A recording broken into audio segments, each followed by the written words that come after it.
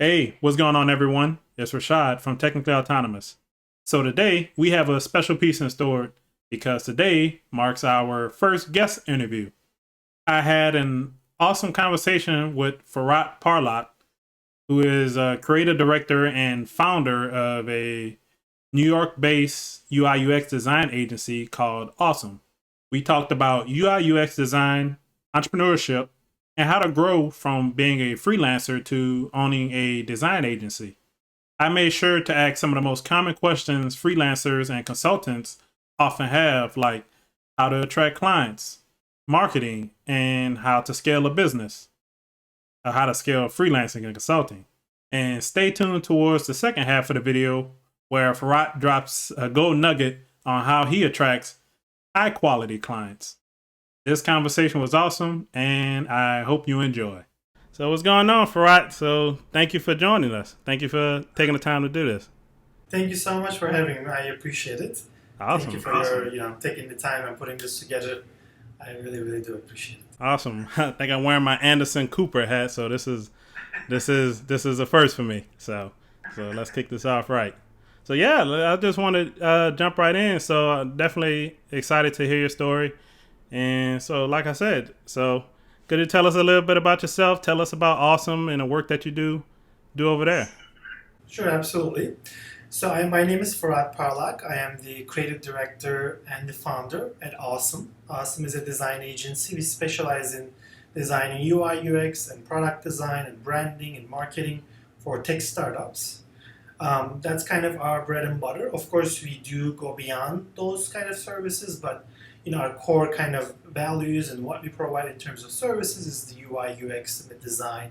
And being the design agency, having the design culture, kind of our kind of focus has let us kind of grew the business and helped us kind of gain that experience around that.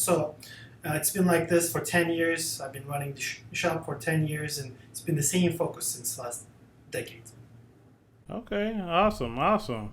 10 years in the making. I mean, that's pretty awesome. That's awesome longevity. So yeah, so why I guess to stay relevant, like how has COVID affected businesses at all? Like how are you handling that? Well, it affected in terms of how we communicate with clients, how we manage projects. Before COVID, before the pandemic, it was a lot of face-to-face conversation. In terms of doing sales or even after the sales. When you're managing the project, you would have a lot of in-person meetings. The way you kind of handle those um, communications have changed. That is the biggest change, and still today, it's not in person. Very few clients we're still meeting in person. Probably last 30 clients I've signed, I have not met them. Normally, I would have meet them in person. That is the big change that has affected us. Of course, with the COVID and the pandemic, things go up and down. With us, in the beginning, it was actually really well. A lot of companies were switching to online kind of businesses, right? They want to run their show online. So we took advantage of that. But of course, with the different variants and different news that comes out of the world, it impacts the economy. Economy impacts kind of our day-to-day lives. People want to know certain, they want to make sure they can predict in business. That's the most important value you're looking for, being able to predict so you can take risks, calculate risks accordingly. With the pandemic, the biggest thing I think affected my business and many other agencies and other businesses, I would say, is not being able to know what's going to happen next. So therefore, yes, still impacted, but I would say we were able to sail through this storm safely because in 2000, when I launched the company in 2010, we were going through a great recession. As you know, the Lehman Brothers crashed, and a lot of companies had a domino effect. And for that reason, I built the company in a way that would survive today's kind of crisis. Having remote employees and having, focusing on one thing and specializing it so that, people will still value your core services and expertise. So those Mm-hmm. things a decade ago when I founded the agency through recession, that helped me kind of navigate today's kind of problem. So I had a lot of experience. I was able to sense when I was talking to a lot of colleagues, they ignored economic crisis that would follow, and they didn't, care about it as much. I made immediate changes to make sure that I would survive. For that reason, I was able to. Mm-hmm. Yeah, no, your story sounds definitely familiar to me. I know you kind of lose a little bit of a personal touch with your potential clients by missing that in person, feel. However, I definitely have heard, and that story definitely is true from some of my friends who worked at some of the big four consulting firms, and even they moved from in person meetings with clients to more remote. And it seems like a lot of people have adjusted. And as well, I've heard some consultants, even their businesses have grown during the pandemic. I guess maybe that the in-person one-to-one meeting, I guess that little hassle kind of, allowed the consulting company at least to save a little money on travel budgets, as well as helping your clients be more open to doing more remote based offering, reaching out to remote based services. So in that sense, I guess There's pros and cons. Yeah, Yeah, pros there's and always cons. good things about it, bad things about it. Yeah, of course. Yeah, awesome. So yeah, and I heard in that last last conversation, you mentioned that you started the awesome 10 years ago, roughly around 2009, 2010. And ironically, that's when I started to learn how to code myself, which was 2009. I had my first freelance client, was a friend who was starting a skateboarding company back in that same year. So yeah, tell me how you got started in design. Well, it goes back to, I think, my childhood. I used to draw like cartoon characters. I wanted to be a cartoon artist when I grew up. That was my dream. And then I was introduced to this software called Flash, Micromedia Flash. This is 1998, 1999, that time, before the millennial 2000, And I was in Istanbul, Turkey, where I was born. And then I was introduced to this software called Flash for a reason, because I wanted to like animate my characters. Like, you draw something on a paper, but like I was discovering things online that these artists would draw things and then have them talk, voice over. I was really fascinated with that. Of course, that's the time and era. Things change quickly, and then you learn things quickly as well. So I kind of learned that tool to be able to kind of adapt my designs and my drawings into a digital environment. Then I discovered that you can do a lot more with that, right? It's not just drawing, illustration, etc.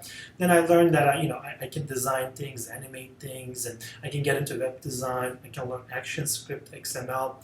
Those things kind of follow right after.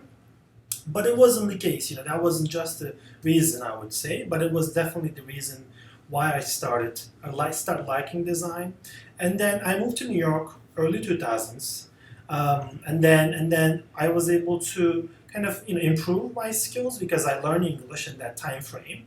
And when you learn English, you get to read more books. There's more resources. So I was able to kind of increase the learning curve, and I started learning design. And then most important thing I would say in my career, how I started in design, is I started posting like advertising on Craigslist that I'm a Flash developer, designer, and I'm looking for projects without not finishing one project at all, right? I was just pretending so that I could gain experience in design. So that had kind of developed into meeting clients here in New York at Union Square at Barnes& and Nobles as my office space, my HQ. It still exists. I still go to that second floor, the Starbucks there. I still get goosebumps. I'm like, this is how I started, where I started. The books will be there. I will read the books, come to a client, and try to showcase and impress from what I just learned 2 hours ago from the book, the bookshelves out there. The magazines, we used to remember those magazines. We used to have magazines buy magazines, read magazines. So I would say the beginning is like that, and then of course, I went to school for business. I kind of learned how to run the business side of things. Never went to school for design, but throughout that time frame, going to school for business, I would still freelance pay my college tuition, pay my rent.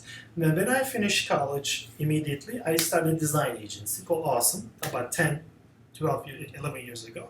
And that kind of pivoted me to this kind of what I do today. But that's kind of the short explanation of how I got it.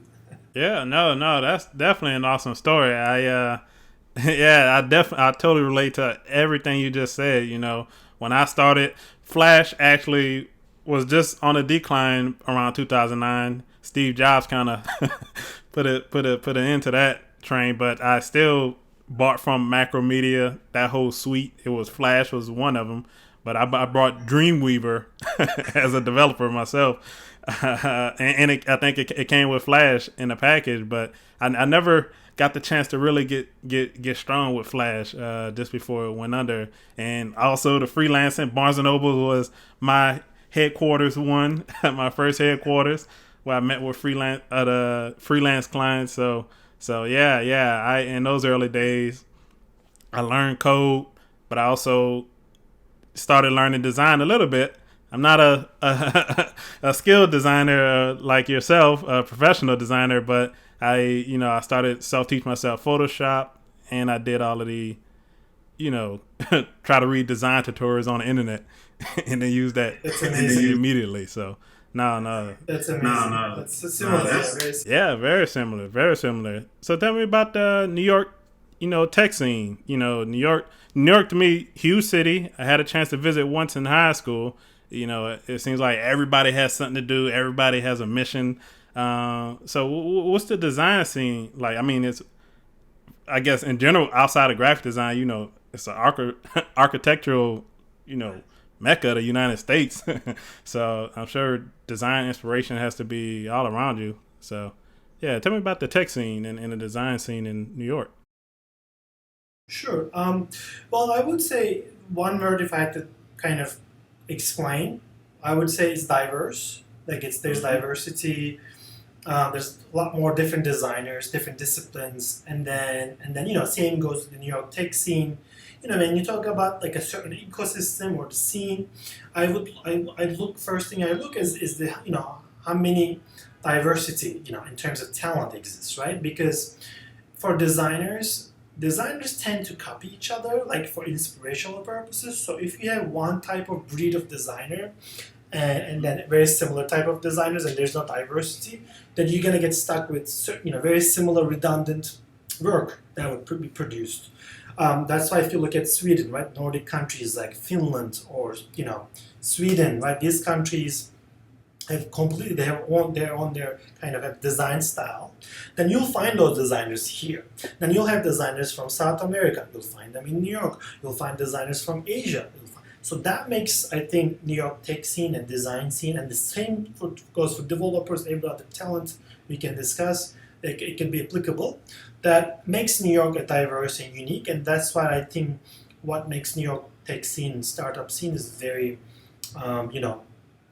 innovative, because if you have a problem, instead of solving that problem with one solution, different backgrounds, different designers, different engineers come up with different solutions. That's what makes innovation, in my opinion. So I think that's what New York tech scene and design scene looks like, having diverse backgrounds, diverse problem solving capabilities makes the New York tech scene and design scene very unique. That's what it looks like, in my opinion. Yeah, I haven't even considered that. Yeah. The advantages of being in a city like New York is a, super culturally diverse. So you can get design inspiration from, many different cultures and even different, I don't know what you call it, like categories of design, not just graphic design, architectural design, and other. And are you able to take that cultural diversity, that the advantage that the city gives you, and let that influence how you create? And how I hire at the same time, right? When I like hire people, I make sure it's diverse design team, not just not just the ethnicity we're talking about here, right? Like that's one thing, of course, that's important. Plus, we're talking about I would convert like product industrial designers to UI UX, just had that diversity, right? Someone who never designed a digital product, I can extract and actually turn that designer into a great UI UX designer because he has different background, different thinking. So yeah, I would say there's definitely advantages of having that and having the team being diverse as well. Yeah. So cool, man. Yeah, New York is an awesome city. It's a place I definitely want to visit again, of course. Um, so tell me, you're in New York City, New York, huge city, and it sounds definitely great to be a designer in that city. So what was your first year like in business? What was your first year like starting up? I believe I read that you started as a solo freelancer. Maybe you started at a company working for someone else before, but what was that first year like in business?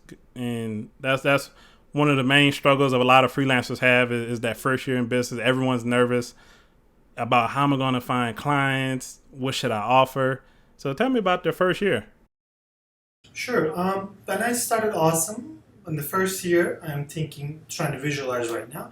It was a lot of energy because I was young. First of all, I was 24 years old, super young, and then also the energy of New York was really, over the roof. It was crazy. A lot of people were still, starting new ideas, and today as well as then. But I think back then it was just more people, in my opinion. Of course, you can compare in their numbers, I'm sure. But in my opinion, the first year of my business was great. A lot of running to meetings, a lot of energy spent, mostly to trying to I think survive first year. My first goal was okay. If I go through this first year, I will definitely continue. Be able to run this business for a long time because I didn't know if I could succeed, if there are challenges that I don't know, that I didn't see in business school. That's one of the reasons why I went to business school, not to fail in the first year. If I just went to Pratt or New School or design schools, there's like notoriously great design schools, which is there's nothing wrong with them, but it's just like I wouldn't be able to I think learn what to do in the first year of running a business. So first year was definitely I took advantage of the business school that I went to. I have to sign contracts, and plus my freelance experience before starting the business that helped a lot.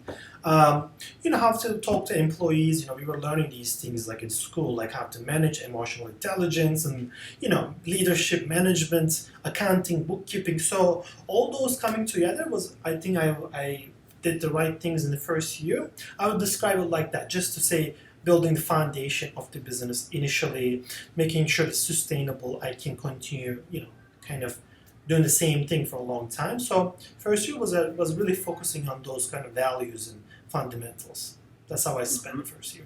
Yeah, definitely.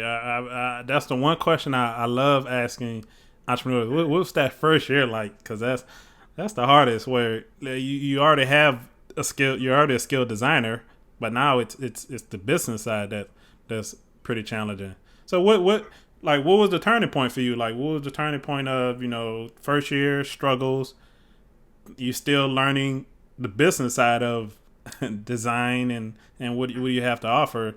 Like at what point, or not just at what point, but I guess what were some of the key eureka moments that you had that shifted that made you say, okay, this is how I run an agency. This is how I run a design business. Well, when I start getting more clients, mostly organically, that would happen. There were a lot of events, New York tech scene events. I would go after finishing like 6, 7 p.m. or 8 p.m. Of course, coming in early in the morning, finishing 6, 7 p.m. and then it doesn't finish until 12 or 1 a.m. because I'm out there pitching myself to potential entrepreneurs or startup founders. But I think. As I started the business, it was the same time that the startup lifestyle was emerging. Right, nobody was had an idea of starting a company back in the days 20 years ago. Of course, Google's in the HP's in the garage. All those like I built my $1 billion. Those were always in the news, and you would see them. But I don't think starting a company, the startup lifestyle, wasn't around until I think like 2010 when the crisis happened. A lot of people were unemployed and they had their savings and they decided to start a business.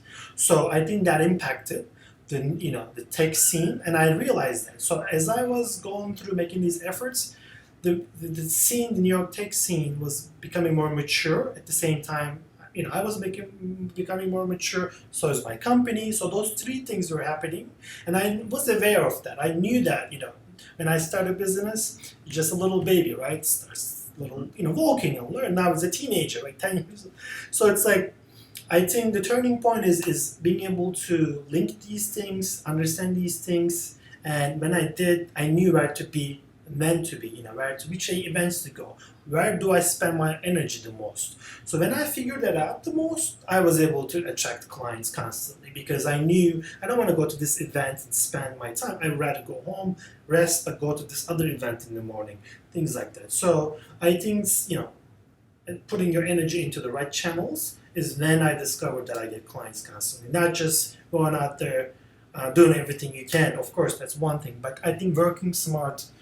I'm not saying don't work hard. I think it's getting confused. Like, don't work hard, work smart. No, you gotta work hard still. You gotta put the amount of hours to get those clients, but you wanna channel those hours into the right people, in the right events, in the right direction.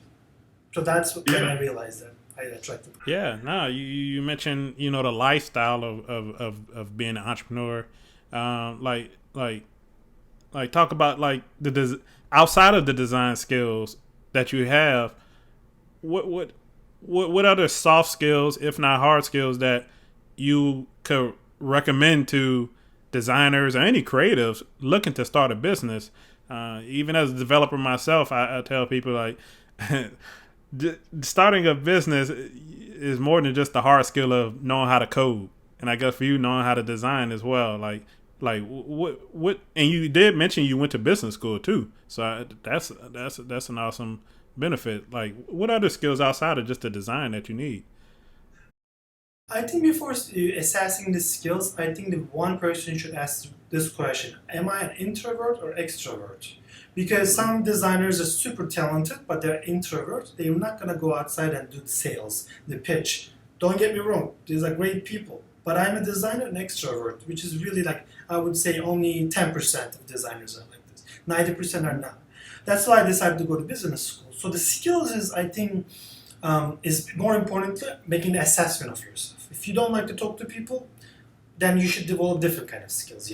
Doing things, reaching out online, or whatever makes you feel comfortable. Because that is the most important thing. Once you discover that, then you improve your skills upon. Because you don't want to push yourself to something that you don't enjoy. You know that is important. I must be an introvert or extrovert because I have to make sale. I have to make a living. Yes, that's the reality. But reality is that you don't want to like wake up in the morning and not liking that, right? And that just cannibalizes your career without you not realizing it.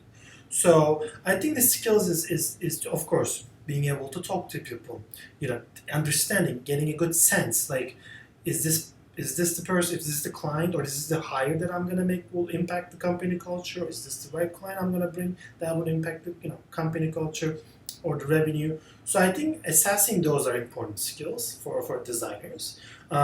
All mostly will be about business, right? How do you grow your business? The skills should be of focusing on that, not just because the sake of having skills. Like, hey, I have skills, like great, but it's not bringing you any money and revenue or improving your company, scaling your company. Then those are not the skills you want to focus on. So everybody is different, but I think having those skills, understanding, making an assessment, talking to a lot of successful people, not just you don't want to go constantly look for clients, but also other business owners, right? Learning their skills, asking them, people you find similar, introvert, skillful people, find them and ask them how did they do. Because I'm an extrovert, I'm not going to be able to help you. So things like that. I've done a lot of like talking to people, learning their skills, and how they improve their skills. I reverse engineer a lot of those skills and improve myself in that. But also, I think the most important thing if you want to improve skills and have skills, you need to have time. Like, you cannot be super busy, have clients, and let me just spend 10% time to improve my skills. You will never improve a skill for that amount of time. So if you decided to do that, you need to take the time, learn, read. However you accomplish that, it's up to you. But it's, I think, important to understand. No, man. that's your words to my ears, man. Like I consider myself, I was a natural born introvert, was normally a quiet, shy kid growing up, but I knew I wanted to start my own business one day, and I knew I had to get over that fear of speaking to people, speaking in front of people instead of large audiences, going into networking events. It's something I had to get comfortable with. I can say I'm comfortable with it now. I still can, isolate and go in my lab, go into my own zone and do my thing. But I do enjoy talking to people. I do enjoy meeting new people, and just like you said, a lot of designers you mentioned are introverts, developers too. I think that's well known. That comes as no surprise, but yeah, definitely finding clients is that's necessary to make money to finding clients. Like how much as an entrepreneur, how much of your time, or how do you diversify your time between working on your business versus working in your business? Meaning, working on your business as the owner of a business, you're working on external things like expanding the business, bringing in new clients, finding new opportunities in the market for awesome, versus working in your business of designing designing layouts. Like how do you balance between spending time designing, doing your actual project work versus finding clients, networking, and things of that nature, growing the business? I think you go by the pulse, right, of the time being. Like, what is it slow time right now, summertime? Then you spend more time internal stuff. Let me just let's update our portfolio, right? Like, for example, internal stuff. Let me focus on my clients that I have right now the most, 90%, 10% other stuff. But when I'm busy, that changes. So I shift things around, internal, external, depending on this. So I know, like, 10 years of running a business, I know I can understand like what's gonna happen, September, October, etc. What's gonna happen January, December, in terms of revenue, in terms of amount of work I'm gonna receive personally or the business itself. So I think understanding that, making that assessment, then you make those, internal, external time being spent for those improvements or whatever you want to do to improve, either personally or the company itself. But I always have like a to-do list. If I'm busy right now, when I have time, I go back there and visit that, right? It's not just back of my head. Like, I have a list. I'm busy right now, but I'm like, I see one company doing something great internally. I take a note. Like, when I have time, summertime I have time, I'm gonna do the exact same thing. So I don't try to do things right away. When I take a note and I balance my time. And then when the time comes, I do the best because that's the time I can focus the most. I don't want to do something half baked, leave it there, come back, and then that will dismotivate me, right? I want to be, I really focus on. I learn how to motivate myself. That's what I'm trying to say. So when I'm focusing on things, I know like what motivates me. Learning yourself, like what time. Summertime, I have a lot of energy, less clients. Then I can do it the best, the performance-wise, right? I can do it, of course, on the weekends, but it's not. That shouldn't be the case. I've done that throughout the years, but when I hit a decade of running a business, it's just, it's a little bit different. You want to make sure you don't sacrifice your time for the clients. Then clients are unhappy because you focus something internal with the company or external outside. Yeah. I love what you mentioned in there about taking a note and having your to-do list to take the time to go to networking events and doing things that they're going to expand your business. I know for me, I have to take a note. I completely just neglect all of the going out to meetings and meeting people and growing a business, which is very necessary. So no, that's a good note to write that down. I have my Trello board. I'll put it on there. Nice. I'll put it on there. So I want to talk about about the agency, inside of Awesome a little bit. You mentioned earlier, you design layout UI UX interfaces for startups. Is targeting startups, is that your primary audience? And I guess what opportunities or what went to that decision making? Like, we're gonna focus on the startup community, the startup tech community at that. Like, Yeah, the focus has always been the startups and the tech audience, tech clients, I would say. Um, I think that was the case when I started and never changed it. and then I think it helps a lot to kind of attract those clients because a lot of tech entrepreneurs or startups like to go to places they feel comfortable, right? You don't want to go to a company or agency where they offer everything. They don't specialize in one thing. Yeah, they will assume and claim they're good at everything, but you're not going to be able to do that, right? It just scientifically is not possible to be good at everything, right? You're not Superman. so I think having a niche attracts clients and have you kind of be an expert on something that you can run a business for a long time. Because if you stay in one place and scale that, it's a lot more, I think, reasonable and logically keeps you in shape, from an SEO perspective, marketing perspective. Because you know what to do. If the business goes down, you just gotta repeat those things. But if you're tackling 10 things, it's gonna be difficult, I think, bring things back if pandemic happens, right? Things like that. So I think having a specific niche, like on startups, which is our focus, startups and tech entrepreneurs, has been great, and I really like it so far. Yeah. I'm not going to change. Yeah, startups is I love talking to founders. So I love talking to founders and seeing what they're up to. I love the entrepreneurial spirit, the drive that they have, and I guess working with startups, you get to work on a bunch of different projects. You get introduced to a different projects, and you learn. You learn from that. Yeah, and I'm curious. With that, when you started Awesome, you I guess you could have stayed a solo freelancer. When we start off, and I know for me, I've done some freelancing work as well. Is often one of the questions comes up: do you want to stay a freelancer? Do you grow into an agency, or do you start a product business? Like, I guess, what was your decision making behind going the agency route as opposed to some of the other business models?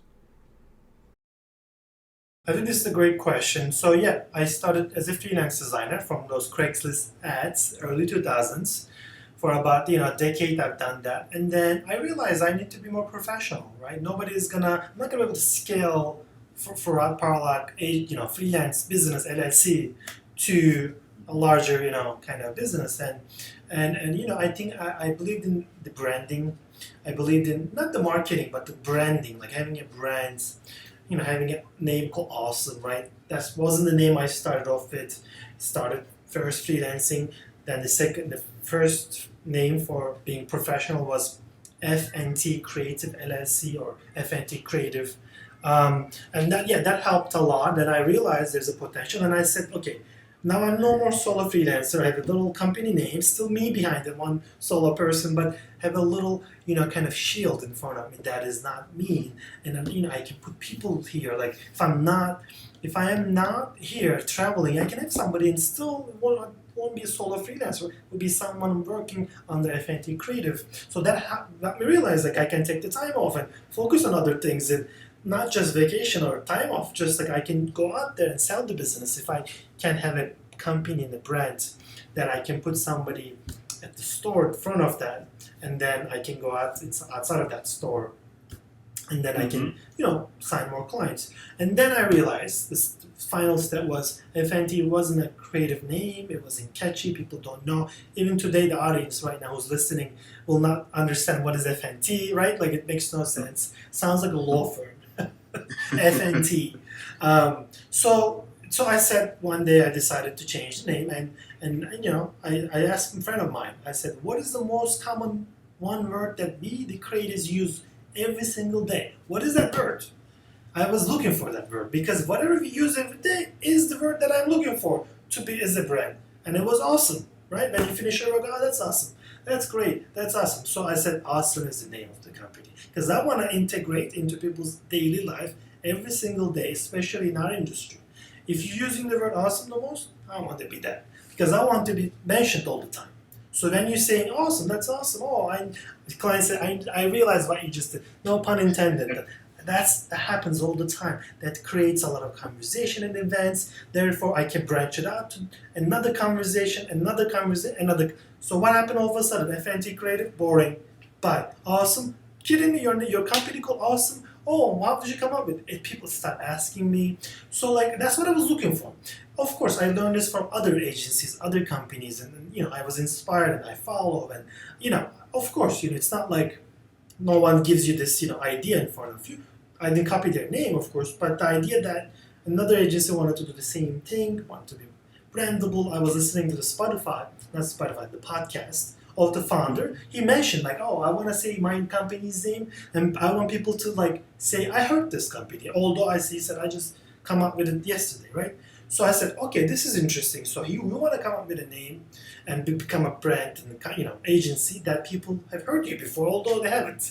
So that's why I think all these things, listening in my radar, whatever like I could catch and observe and I can leverage, was the reason why I started the company, the agency from the solo. So now I realize there's a big role there. Yeah. No. Yeah, the agency model definitely helps you scale and grow more. You mentioned like if you wanted to sell it, it still stands as its own entity, other than just being Firat, the freelancer. It just, I guess, it helps you grow so much more. And I definitely love the name. When you first told me the name of your company, I was like, awesome. I thought, I said, man, that's a good one. I said, how you get that? Man, that was a good one. Yeah. So what would you do differently in your first year? Like, if you was to go back? I wouldn't do much things different. I think I did the right thing because right now I don't have much energy than I did 10 years ago. Well, I started first in the basement office, right? It was literally in the basement, no window. The clients would come in under the staircase. We would meet, like literally under the staircase. I was afraid that they would not sign me because, like, what is this? Why are we in the basement staircase with lights? And I just put some water and some notepads and like trying to make it, conferential environment. So like those things, I would say, yeah, I would love to change those, but those actually gave me the passion to do more, right? Because I still would want to start from the basement office, right? I don't want to start right away somewhere high because that building the step, right, agency from that to all the way to Soho office. We had an operation, had 20 people working for us, co-working space, a design school. On Broadway, I put a big office there. So, I think having that was great. So I would never do anything different in my first year. Of course, little details I would do differently, but I think starting from -10, literally like, having from basement to all the way going up. Yeah, I am a driven person and very motivational person. Like I need motivation. I need something like I'd rather be still broke 10 years ago, right? Like how I was. And that gave me like, I want to make more money, right? So I would not do anything different because I would like to start from that. And No, man. Yeah, that's awesome. Yeah, I draw inspiration from your story. So I said, not just from the audience, shoot, for me. I'm still relatively new in my journey. So no, I dig it. Yeah, I want to, dig into your like the creative side, the design side of you. I love design, even though I'm a developer. Like I said, when I first started, I started teaching myself Photoshop, reading design blogs. I love nice aesthetics. But yeah, I want to get your insight. From an inspirational standpoint, or I guess what type of questions do you ask yourself, or what type of steps do you take before you design a new product? Like, I guess I don't even know where to start if I was given a big project. Well, yeah, it depends on the project, right? Project requirements. But I do look at a lot of stuff online. If it's an app, I download a lot of apps I use on a daily basis. So, like, learning, getting inspired never stops. I take a screenshot if I see something. You always look. That's how it is. Everybody influences each other. I mean, I look at Dribble a lot, dribble.com. I know, I'm sure you know this site. Designers, Behance, of course, we look a lot. And then I look at other stuff like motion graphic animation. I would go to movies and I get inspired from the opening credits. The opening credits usually like, depending on the movie, of course, it could be really inspirational, right? I can take those components and design them. So I think it's never stops. Like even I'm on a date or outside, having a beer or at work at desk, I'm always looking for some new stuff, and I always can differentiate. I don't turn that off. It's 24/7. Even in my dream, I would see a dream, wake up, I'm like, that was cool. Let me just go do something about it, right? Like, yeah, I'm always conscious and always alert on looking new ideas, because if I don't, in 1 second, I'm gonna go backwards. Because that's why clients are paying me for new ideas. So therefore, I must look for new ideas. That you don't shut that store. You don't shut that part of your brain. You constantly look. You can still sleep, and you should still look. So that's how I am. Like, I feed myself constantly. Also, like, other designers, I would meet and ask, right? Learning from youngster. I'm not a Gen Z, but like Gen Z designers are emerging. Like, they're no better than us. The tools, the resources. So I think the key here is definitely don't turn your back to Gen Z, the new generation. They know what we know, and they're going to know 10 times more than we do, because that's the generation that's gonna overcome our I think capabilities. Not anytime soon, but I think when I'm looking for new ideas, I definitely look at different generations and what they're looking, because they're tomorrow's consumers. Not only what they're learning and new ideas from, also what their behaviors are is also my inspiration. If they're using this new app that I don't know, that's a design I should take seriously. Not because it's beautiful, because it's just everybody's talking about it, so there's a hype about it, just because might be the next big thing. So I am very different when it comes to this. Like, I'm like a politician. I go out there and shake people's hand. Learn. Doesn't matter. Kids, 8 years old kids. I look at their iPad when I go visit my friends. Like, their kids have, I look at what apps they use and what designs they react to, and because that's gonna shape tomorrow's world. So not just online. Yeah, no, I definitely can understand where you come from as far as finding inspiration from many different sources, and constantly having that creative gene going, constantly listening and looking for ideas out there. And with that being said, we both work in a tech space. I've worked in corporate, recently left, and it's all about data. The data is that's what drives tech. That's what drives tech. Is there ever a point in time where you have to your designer's creativity, your creative sense has to outweigh data or UI UX research? I just remember when I worked in the corporate world, a lot of our design decisions were driven on research, analytics, and I definitely see where that's important. But is there? I was always curious from speaking to the designers. Is there a point you'd be like, never mind the data. Let's just really think outside the box here. Depends on the phase of the product you're designing. If you're designing something from scratch, it doesn't have users and doesn't have any company yet. Let's say I'm working with these two startup founders, they're just starting everything from scratch, then you look at it differently. But if it's an existing product, you're redesigning it, then you look at data, of course. But the number one thing I look is does this product going to increase? Does this design going to increase the cognitive load? Cognitive load meaning the thinking. Is it increasing? That's one data, one parameter, one information I look. Doesn't matter what you're designing, Facebook, Instagram, Snapchat, Uber, these are big names. They all decreases cognitive load, because therefore the user doesn't have any friction, doesn't close the app or the website or the product. You can do all the testing, you can look at everything, how many seconds they spend. It all comes down to one information. Is this work that I'm producing for the end user, the target audience, is it going to increase their cognitive load? Keep that in mind. So when I'm designing, the second question is, can my grandmother use this product? If I put it in front of her, can she look at the product app or the website, whatever? Can she understand and click? Or a young kid who's 6, 7 years old.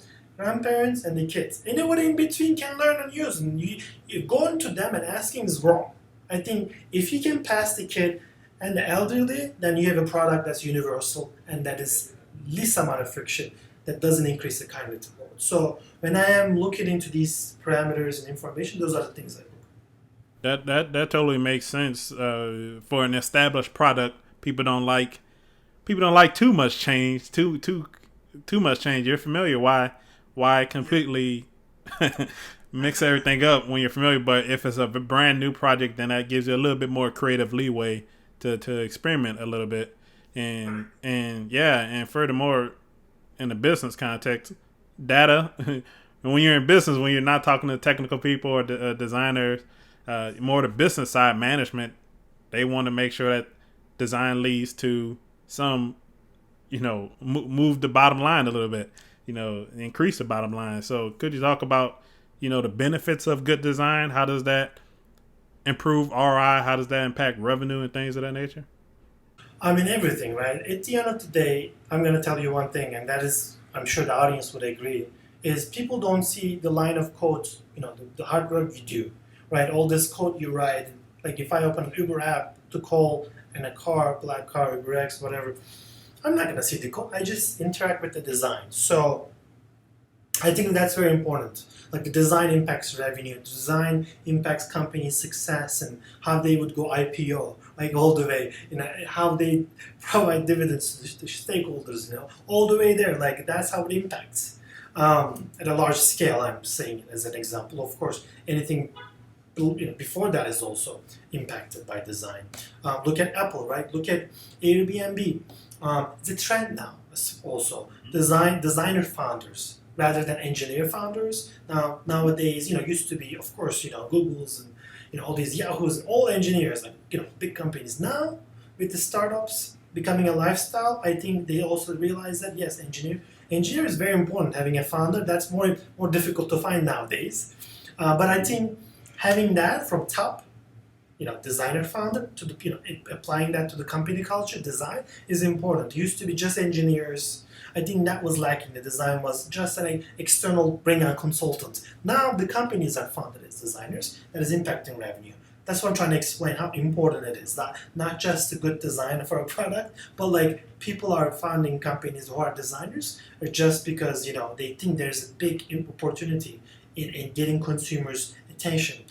Casper, right? Bed mattress. They did nothing different. You just, it's not innovative. It's not like you built iPhone, right? Like it's not a smart, it's not it's not a new medium you created. It's the same exact medium, the bed mattress, but the branding, but the Casper, right? The whole cartoon, the impact, the branding and the marketing, and also the product itself. They were able to put this big mattress in a nice small box. When you open this thing, it's large, takes your entire room. But because of that, it didn't require a signature. So a lot of people can order Casper without signatures because there's a certain amount of weight that doesn't require. So they were able to pass through that. This is all design. You open it, whole bed mattress, and then you get a night, book for reading stories, and there's a lot of small. These are all designed by the way. Putting that book there, designing that package, designing the logo, the colors you pick, all design that is peppered into your business model. That is excellent execution. Of course, some don't execute properly, some don't. When you execute like that, you become billion-dollar valuation like Casper. That's one example. No, definitely. Well, definitely any designers listening to this interview should take that and run with it. Use that in their pitches. Design definitely moves the needle. And definitely designers who want to become entrepreneurs or currently are. You look at companies, obviously Apple is their design just impacted the entire industry. We don't need to talk about that. But companies that were started by designers, you mentioned like Airbnb was designers, Webflow, I believe, was designers, and there was one other one. Dropbox. Oh, Dropbox. Oh, wow. Reddit's designer founder. Yeah, Canva as well. Canva, I love the Canva app. Yeah. So yeah. So yeah, definitely a design-led company definitely impacts the success. So yeah, I want to switch things up and talk more about like entrepreneurship. And as far as the marketing goes, one of the biggest lessons I learned starting a business is like you need you definitely as a business outside of the product development, which I guess both of us are in that part of the business, but you definitely have to have either sales or marketing or both to attract clients to grow a business as an entrepreneur.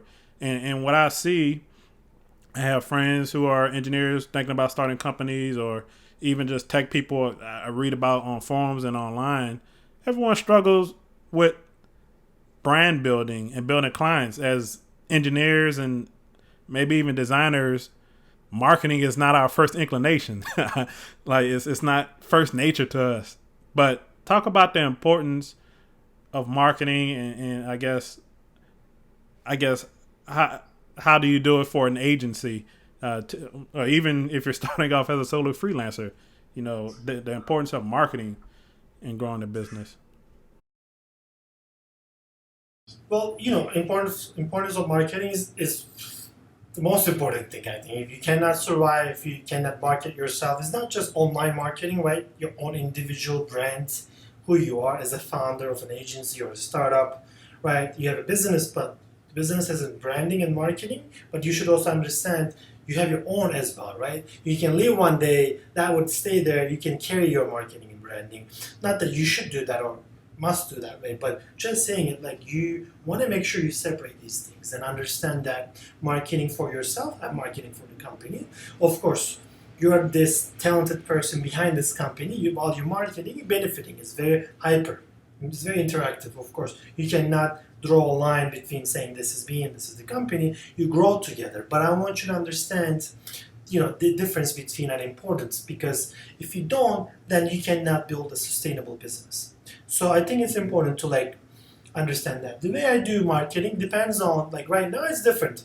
I have established a great SEO. If you type anything like UX design agency in New York, I come on the first page or second page most times. That brings a lot of traffic, but that took a lot of events I went to, and make sure I get backlinks from those events. But I had to go to those, not just going to the event, appearing a little bit in, event there, spent a lot of time, people tweeted that, people interacted that. So when I get the backlink, there's a strong kind of backlink that pushes me to the first kind of pages in Google. So because of that, I don't do much marketing anymore, but I've done everything over the years. I would say first 5 years, I did everything to do marketing, and I spent most of my time in marketing than designing. In the last 5 years, less amount of marketing, more designing, more focusing on clients. So the thing is that when you're starting a business, you should spend most of your time, 60% of your time on marketing. Yeah. And find ways to kind of what attracts business for you. You don't have to spend money. Still today, I would probably spend a few $1,000s on online, like dollars for marketing, all organic, all discovering things, asking things, emailing, bugging people, because I don't have the budget to, when I start the company. So there are a lot of ways without cutting corners, without shortcuts to accomplish things, Of course, for example, I'll give you a great example. The best marketing I've done in my life. I got a client one day who's the founder of Brooklyn Magazine. I didn't know he was the founder of Brooklyn Magazine. When I realized it during the project, something came to my mind. I said, let me finish this project and then ask him if he can feature me in Brooklyn Magazine. But I never asked that during the project because I said, I want him to say, these guys are great, publish these guys, right? Because I don't want to I can also go and ask him a discount to publish me. If he charges 10, he will give me for 1,000. I knew that. But I still got it for free because I did his project. He was so happy. And therefore, when I finished the project, when I got the payment, I said, Scott, would you feature me? He said, hell yeah. Put me in contact with people. But I knew I brought it up to the way I behaved, the way I made him feel special, right? Because I want to get an article. So now I have an advantage, an opportunity. You have to be like this. Not just, hey, come in the morning, 9 a.m., 7 a.m., open, how am I going to do marketing? That's how it works, marketing. Marketing comes as you move around and do things, and you see another company doing another marketing. You're like, oh, what do they do? Learn from them, right? You cannot just sit and, go to YouTube and learn strategy or take Udemy class. Or, of course you can. There's nothing wrong with that. You learn the fundamentals, but real action, real result comes in, going out there and just thinking about marketing every day and spending 60% of your time awesome, thinking about man. I want everyone to take note. Any first-time entrepreneurs, whether you're a designer, engineer, or whatever, non-technical, not even technical, you have to have some form of marketing. Definitely some form of marketing, some form of sales. But like you said, you might not. It doesn't need to be paid marketing, and like you mentioned, now that you're established, you don't do as much of anymore. But that just goes to show you those first 6 years of you constantly hitting the pavement marketing. It's like an investment. It pays dividends over time. It's for the long term gain. And I once heard that I heard two quotes. Uh, Good marketing makes sales easy, and two, marketing, anything you do publicly is marketing. From as little as your email signature is marketing, to, like you saying, doing projects for people who are providing some value to people who are within your industry, that can have a reciprocal effect, because they remember you what you did for them. So yeah, man, that was all great. Like I said, if you're a first time entrepreneur, you have to have marketing in your business. It doesn't even have to be paid, but I want to say paid is fine. There's nothing wrong with it. There's nothing wrong with paid marketing as well, but you have to at least have a marketing strategy in your business, and go out and implement that. Gotta have it. But one last question about marketing was, as you start your business, your freelancing business, everyone starts from the bottom. One of the big questions people ask is, how do you start finding high quality clients? How do you find clients that you really don't work with? A lot of people, I feel lowball themselves as far as freelancers, and charge really low rates because I guess they're nervous. Pricing makes people nervous, especially new entrepreneurs, beginner entrepreneurs. But how do you, as you grow that confidence, as you grow that experience, how do you go out and find high quality clients that you love to work with? Yeah, I think that takes, expertise throughout the years, finding the high quality clients. You don't find them right away. One thing I suggest is high quality clients are the ones with the budget, of course, because that should be the most important thing. Because if you don't like the client, if the budget is good, at least you can balance it, right? Okay, at least they're paying you well. That would you would consider that as a high quality client.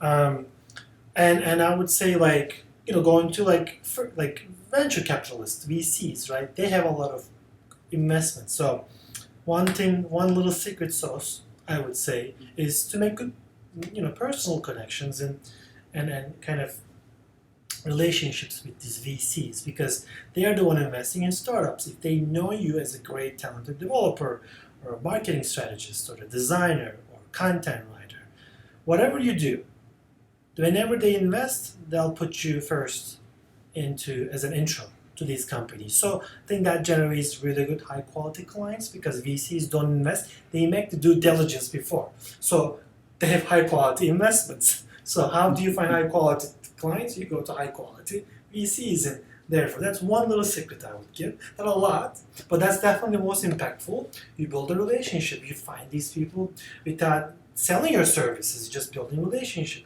taking them out to dinner, to lunch, or nowadays a little bit different, but just not just overnight. Something as people I sometimes meet, and they don't send me any leads for a year or two, but that's the relationship you build throughout the years that brings you quality leads. They bring one lead, that lead creates another lead, quality leads create quality leads. So once you find the source of quality leads, it keeps coming. That's why it's more important to find the main resource, not just once you find one. It's like, oh, great, then second one may not be a quality client, the third one may not be. But once you go to the source, the VCs are the source here, and you build a personal relationship. So this is another secret sauce. How do you build a personal relationship? You just tell them, you offer them. For example, I'll design your site for free for a VC. It's huge for them. Yes, they have money, but you don't charge them. That's the secret. You don't charge VCs, you build whatever you provide services. Do it. That time you put, it's gonna come in 6 figures or 7 figures down the line. Because you prove yourselves, you build a relationship with them. Once they know you, they don't recommend anybody else. Go to Firat, go to XYZ. That's, I think, how you generate high quality clients. Other stuff, of course, out there, but that will be too much of my business secret. But this is definitely brings half of my clients. Oh no, that was gold. That's a gem. That's a technically autonomous exclusive. I wish I Yes, had a fire emoji or something. you can do something. I need to hire a video production expert or something, an animator or something. No, no, no. That's huge. Definitely, go to the source. I know when I started freelancing, the biggest struggle is not even finding high quality clients. Where do I find any? And most people go to freelancing websites like marketplaces like Upwork and so on and so forth, which is fine, definitely fine getting started. But at some point, you want to develop your own in-house sales strategy where you make those direct connections directly with clients and find sources where those clients hang out. So no, that's a gem. Sales and marketing, people, is all about sales and marketing. Yeah, and with finding high quality clients, that means you've grown. Awesome has grown. Do you have any more plans or of scaling your agency? Like, what does that look like? Whether that's more clients, bigger projects, or even more in-house products that you guys plan to launch? Well, we've explored all. We had a large office, you know, and then our own private office, not co-working space, and 3,000, 4,000 square feet space. That's, of course, I've experienced that. I've experienced 50, 60 clients a year. I've experienced, having 20 designers and project managers under me. And then, so the question is now, after 10 years, I would say because of the pandemic, things have changed a little bit by my strategy. Now everybody's remote. I would say right now, more projects, but larger, bigger clients. I would say rather than just small startups, I'd rather have bigger clients and help them kind of shape their destiny and their products. That's more, I think, time giving being more adaptable. We don't know what's going to happen 2, 3 years later. Sorry. So I think right now I go before the pandemic. I had 5 years plan, 10 years plan, 15 years plan. But the pandemic things change. Right now we are in a different kind of role that we need to kind of understand how we want to scale, and that scalability right now, having large clients, so that we can generate more revenue with X amount of hours rather than going crazy every day or in the weekends. I work. That's great. We can do that, but I think the goal right now is to get large clients that pay well, but not too many clients. Okay, yeah, that definitely makes sense. No, that's definitely cool, man. Thinking about how you're gonna grow your business. It's always good to have that in mind. Like you mentioned, with the pandemic, it's kind of hard to plan, 5 to 10 years out right now. Things are changing year by year. We're in now, so you got to be sort of agile these days. But yeah, and with that, have you ever tried to start a product business? That's something I always read about scaling consulting services is not only having an agency but building products in house that you offer. Has that ever been a thing for you? No, we have done quite a few of those. One of them, I would say, we developed this internal product for the design testing, usability testing. It was called Awesome Neurometrics. It's a EEG headband you put on your head, and then we do A/B testing, and then we read brain signals to make sure the cognitive load is high or low, because you can see the brain signals increase once you put a complicated design in front of a user, rather than that design, the B version of that design was less frustrating, stress for the user. So that's a project of ours. I wanted to change how the design methodology works right now by IDEO, right? The agency IDEO created this design methodology, design thinking. It's great, but it's missing one thing. I think looking into how people feel, right? That is, it's not just the design process. It's not about just post-its. You'll see all the agencies put a bunch of post-its, research, asking questions. It's all buzzwords, buzz stuff. It's not for actually so what we were looking at, unadulterated feedback. You don't ask people. Don't ask people, because nobody knows. If I don't like a design, if I'm not a designer, I'm not gonna be able to communicate that to you, right? Because I'm not a designer. But if you ask me, Frerat, how is this app? I can tell you all the details. But not everybody is like us in the industry, designing these products, these projects for the end user who's not capable of understanding it these things. So I wanted to change that. That was our internal project. So we have stuff like that. And that I used, instead of pushing that, I had the video and the product prototype. I used that as a marketing. Then I realized it's a lot of money to build this. Then I pivoted that I used that material for marketing purposes. I signed a bunch of clients. So like, yeah, I start with the internal projects and products, but it takes a lot of energy and time, dedicated team. I mean, another one is a design school. Part of the office space we had about 4 years ago was use that space after work hours and on the weekends for designers who wanted to convert to UI UX. So we would bring on designers, not non-designers, designers who already know how to use tools like Photoshop or Sketch or Figma, but they're not UI, they're just graphic designers, they're industrial designers, but they want to get into UI UX. So I found that niche. That was another internal project. Most like schools like General Assembly or other schools would go after everybody. Come learn. I would say no, not everybody come and learn. Only designers. So because I don't want to teach tools. I don't want to teach you how to use Sketch or Photoshop, Illustrator. You need to know these things. And that was a niche point I discovered, that people want to change careers. And then a lot easier for them to find jobs at the same time. So that was another project of ours. And then the third one was a co-working space project we did. And that was a project, of course, you had to be a designer to be able to get a table, but it was a loft environment. We had skylights. You would get light everywhere. It's like we never turn on the light there unless the sunset. So great environment, great design, state of the art. I designed this entire space for like 3-4 months for construction. Everything was digital. We designed apps for it. Like we would use entire space was like state of the art. And that was like the third project of ours. So I explored these ideas, and I generated revenue from the co-working space. It was fully booked. Big designers, big agencies came and rented from us. Big designers, fashion designers from Seoul came. Famous celebrities, I don't want to mention them, but they rented desks from me. Plus, just because they want to be in that environment. And then the school generated revenue. I made profits, but I had a team for it. Instructor, manager, other instructors, events we had to do.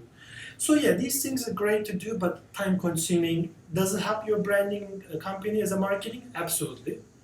It helped me a lot for awesome. But then I realized I don't have to spend time on agency clients. I spend co-working members and it's school students, this EEG headband thing. Great, I did these 3 things, but then I realized the agency was struggling. Yes, getting clients, but not able to manage them. Pointless. So I think whatever you do internally, you want to make sure it's the 80-20 rule. This rule, 80-20 rule, is very important. I think you should focus on that. 20% should be those internal projects, 80% should be your clients. Yeah.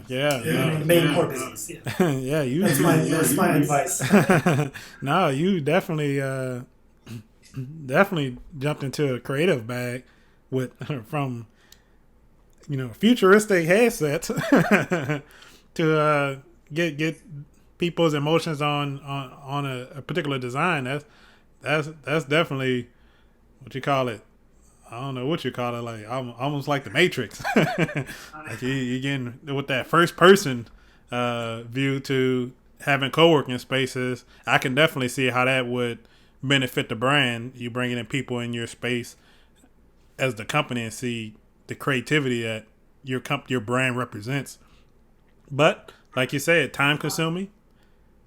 That's why the name was very important, like to be able to do all these internal projects. Just going back to that other question, solo, I could not never done this with solo-freelancer, right?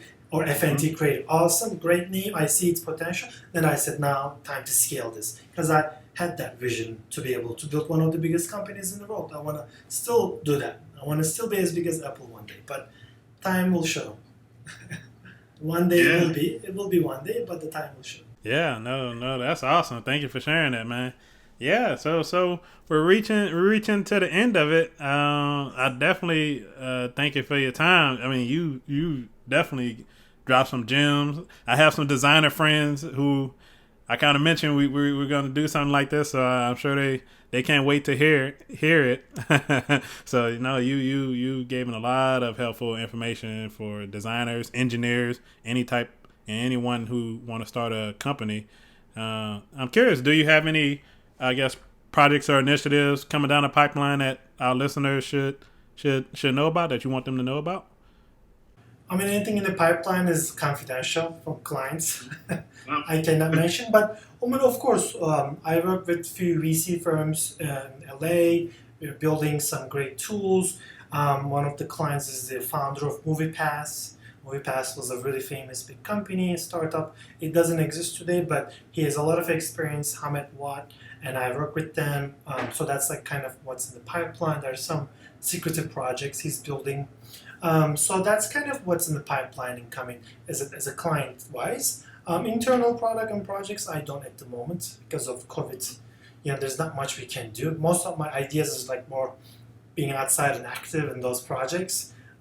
So yeah, those are probably on hold. But overall, what I work on, we have like 3-4 projects at the moment, and they're interesting, completely different industries.